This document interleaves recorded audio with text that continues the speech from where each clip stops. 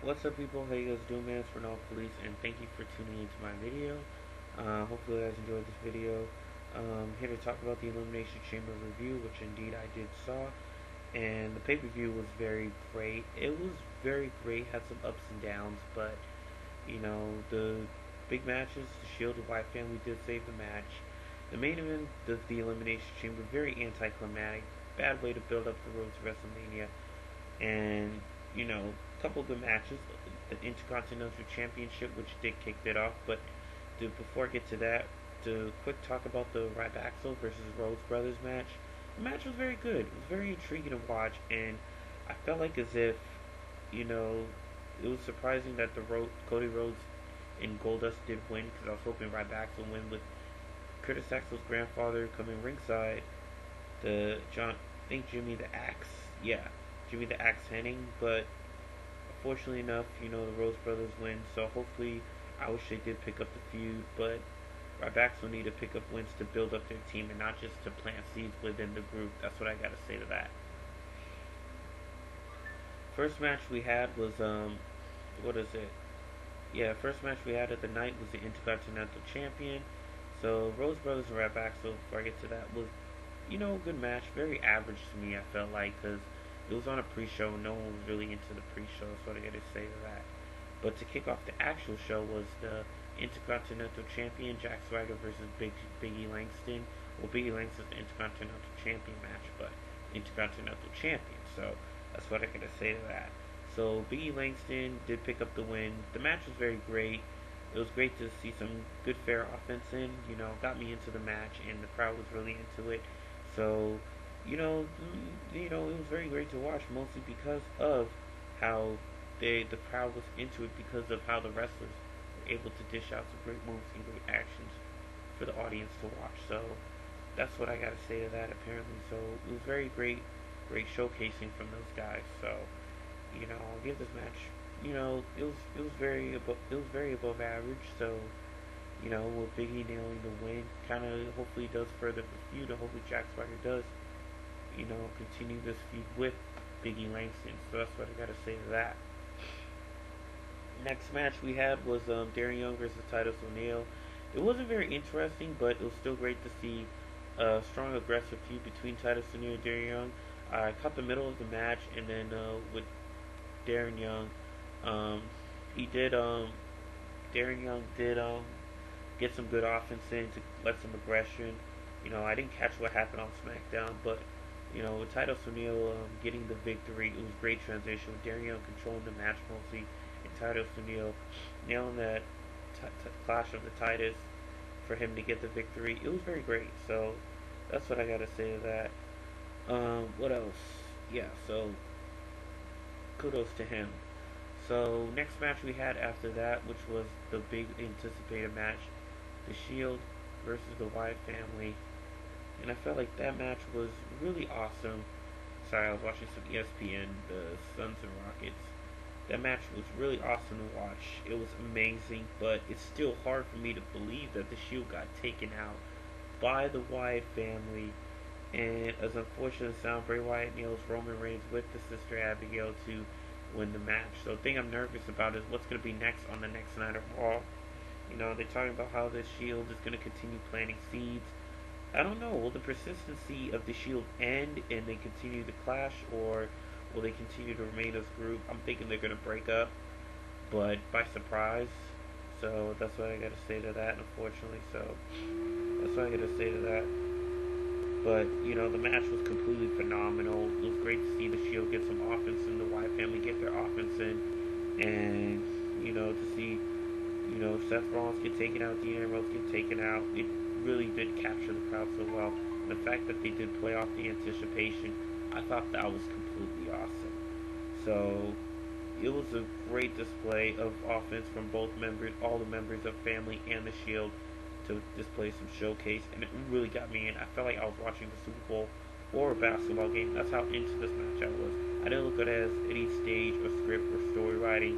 I look at it as it was like a legit match, almost like a UFC fight. So kudos to 6 of them. I see futures in every one of them. Wyatt family has a future as a group, as they look like a complete pieced together group like a chair. In the Shield, I could say they kind of like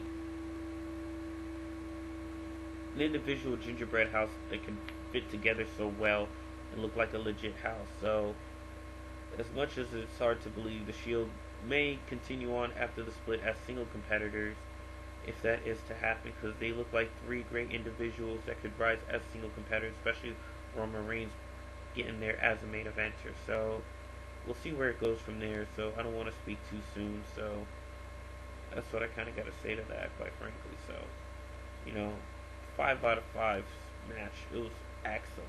So that's what I gotta say to that. Next match we had was the Cameron versus AJ. Unfortunately, I didn't catch that match, but you know I was doing the dishes. Cameron looked like did have control of the match when I caught it, but unfortunately, AJ Lee won by lost.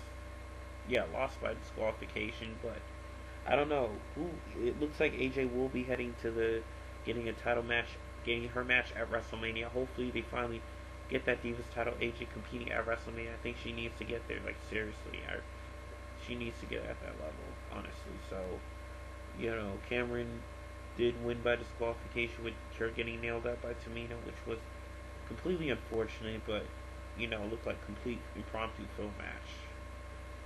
So yeah, it's hard to believe. See that. Alright, next match was Batista versus Alberto Del Rio. Honestly, when I started watching that match, I thought Alberto Del Rio was going to take this dude out. Because the way he would pretend he was on a crutch, he nailed out Batista, but still didn't do enough to take out Batista, which was very anticlimactic. Batista just nails out Del Rio, and the match was over from there, like everyone predicted. I honestly thought Del Rio was going to take out Batista, and Batista will lose his chance of going to WrestleMania, and the feud continues from there. But just turned out it was just something for Batista to be occupied with and for him to get the victory. So, fortunately, it wasn't enough to take out Alberto Del Rio, and that's what I gotta say. To take out Batista, and Batista still wins. So, no one really cared about that, which I believe no one did, because they knew Batista was gonna win, unless Alberto Del Rio did pick up a surprise and win over Batista. But other than that, it didn't do any favors whatsoever. As much as it pains me to say that. And then we get to the main event, the Elimination Chamber. Oh my word, that was awesome. It was good. Some of the offense did. I was kind of off guard, dozed off a little bit, but then during the middle of the match, that's when that's what I gotta say to that, man. So apparently, we had 5 guys in the chamber. It was Cesaro and Sheamus who started out, I think.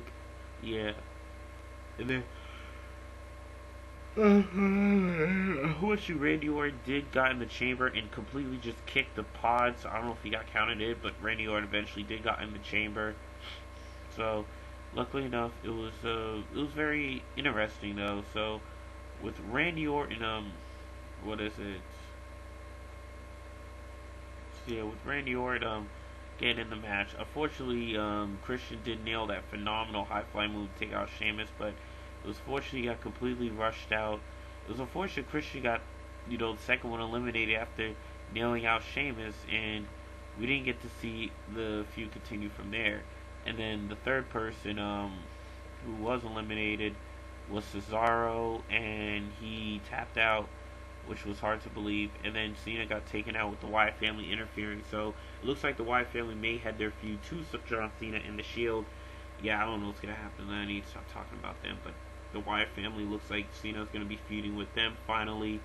And then Daniel Bryan with Kane, as Kane did interfere and cost Daniel Bryan the match, which is really surprising, but not surprising at all. Randy Orton winning, I knew he was going to win hands down, so yeah, I am not too upset about that at all, because I knew it was going to happen, and it looks like Randy Orton is going to fight Batista, which is storytelling for WrestleMania 30, but I don't know, just no one seemed interested. I know people want to see Daniel Bryan win, but WrestleMania 31, I feel like it's going to be irrelevant to WrestleMania 30, but WrestleMania is still relevant nonetheless, but because it's 31, it's going to be kind of generic, but still an eventful pay-per-view. Daniel Bryan may win the title from there, so the story may go on year long. It's not going to, it seems like that story is not going to end, not going to be put to rest for quite a while, so I got to say, Daniel Bryan's still going to continue to have his rise, so he still has a road to go. So from there, so I gotta say Kane will be his opponent from what it sees now. Triple H, I don't think has anything to do with this other than sending out Kane to do his dirty work. So Triple H, I can't see him wrestle anytime soon.